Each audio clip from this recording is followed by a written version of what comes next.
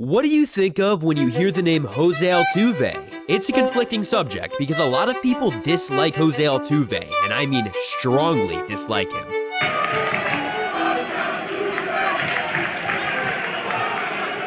Growing up, life wasn't close to easy for Jose, living in a cheap, poor Venezuelan village. In 2006, the Houston Astros hosted a tryout near Altuve.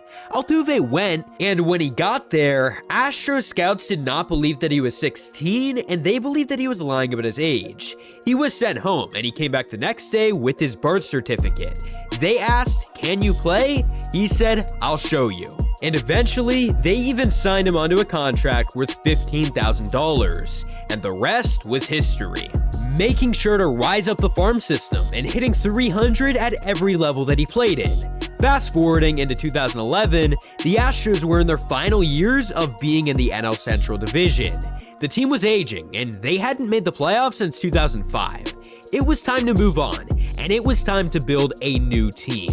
And that's exactly what they did when they traded away second baseman Jeff Keppinger. They embraced the rebuild by calling up different prospects. Jose Altuve was called up that year, a short 5'6", maybe 5'5" second baseman who had a .389 batting average, an unknown in the organization especially because he never even stopped at AAA. Making the jump from AA to MLB is usually one of the more harder things to do. Especially, look at this guy's height.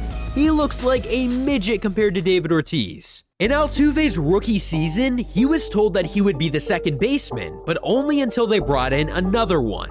So the plan wasn't for Jose to stay for very long, at least in a starting role. He was 21 years old and he had almost no pop in the bat. His rookie season went okay, but honestly nothing too special. Regardless, the Astros clearly saw something from Jose, some sort of talent that could be unlocked. He was the team's starting second baseman going into 2012. The shortest player in the major leagues had to prove that he was worth it. And early into the season, that's exactly what happened. 1 month in, actually, he led all second basemen in batting average, and he led them in hits. Shot to left field. Altuve has reached the seats. Home run number 5. Craig Biggio, the 19-year Astro, was also a part of this front office, and he had a lot of good things to say about Jose, saying he doesn't let his size get in the way, and that's what I love about him the most. He plays like he's 6'4". He plays the game the right way, and he's pretty good at it. Altuve was getting traction across the league, from players to coaches to fans. He was eventually voted as an all-star reserve for Houston. Statistically, he was good in his first 2 seasons. The only thing that was holding him back was his lack of power, hitting only a few home runs every single year. As far as the Astros go, they were still rebuilding, losing 107 games in Altuve's sophomore year.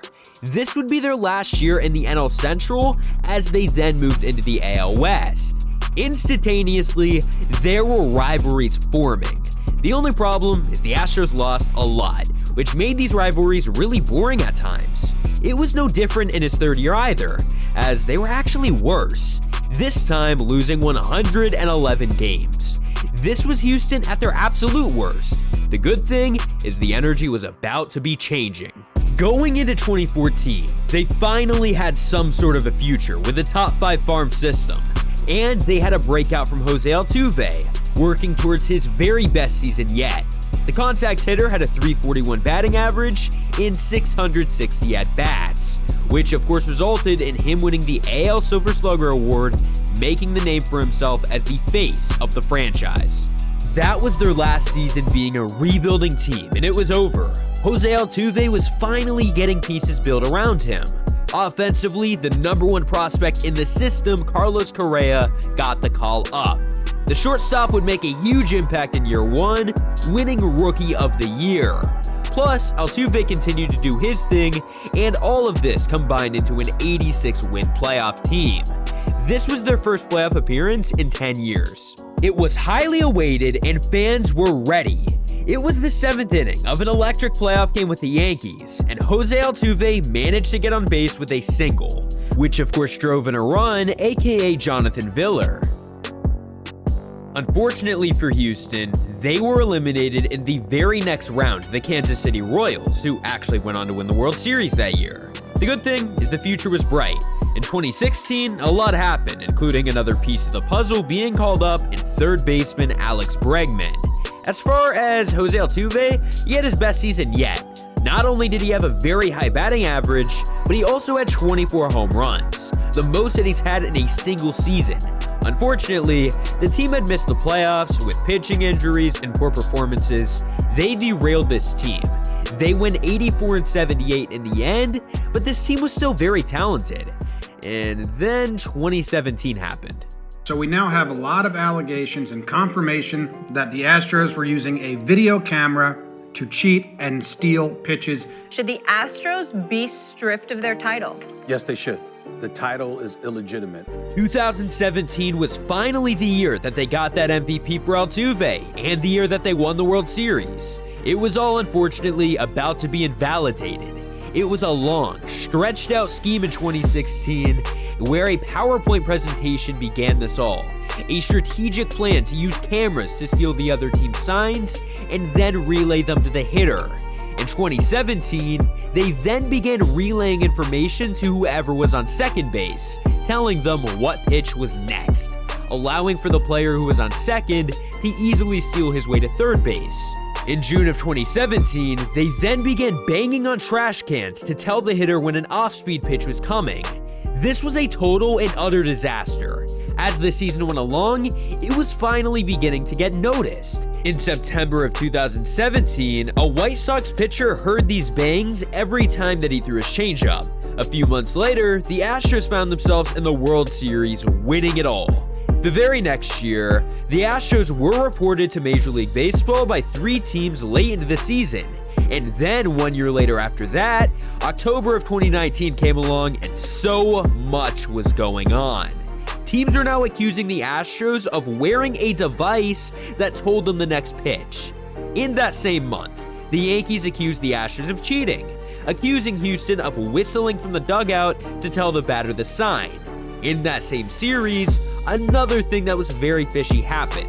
Altuve hit this home run off of Aroldis Chapman. That's not the fishy part. The fishy part is as he was going across third base, he yelled at his teammates saying, "I got a piece on. No, I got a piece on," telling his teammates, "Do not take my jersey off." So people speculated, was he referring to the sign-stealing device? Well, right after that home run, he ran into the dugout and changed his jersey in private. His initial claim was this. You asked the teammates not to tear your shirt. Why? What's that? Did you ask your teammates not to tear your shirt? Why was that? I don't know. I'm too shy. Last time they did that, I got in trouble with my wife. Oh, and by the way, he changed his story relatively quickly, saying that he had a tattoo that was unfinished on his collarbone. Conspiracy theories started to come out, with some people saying that Altuve did not have a tattoo. He did later debunk this and confirmed that he very much did have that tattoo. So, just fishy stuff all around. And by fishy, I don't just mean the Astros. I mean maybe by the Red Sox or maybe by the Yankees. Yeah, pretty weird stuff by pretty much the entire league over that course of time. Now, as far as Altuve, outside of this incident, he did not cheat much at all during this entire scandal. Yes, it is true, he contributed to the trash can bangs, but he was also at the bottom as far as statistics go in that category. The biggest problem is that he kept a secret from everyone that the Astros were cheating. This is what makes people dislike him. You either love him, you either hate him, there is no in between. He had his karma. I mean, he had a bad 2020 after all of this news came out, although he's rebounded in a very good way over the last 3 seasons. And in fact, he just signed a 5-year extension with Houston, guaranteeing that he will most likely retire as a Houston Astro. Anyways, thank you for watching. Seriously, it means a lot. Please subscribe. It helps out my channel a ton if you are not already. If you did enjoy, glad that you did. If not, thanks for watching anyway, and peace out. I can never ever find the right words, and there's no way this is real life. There's no telling you're the right girl, so I can only say that it feels right. It feels right.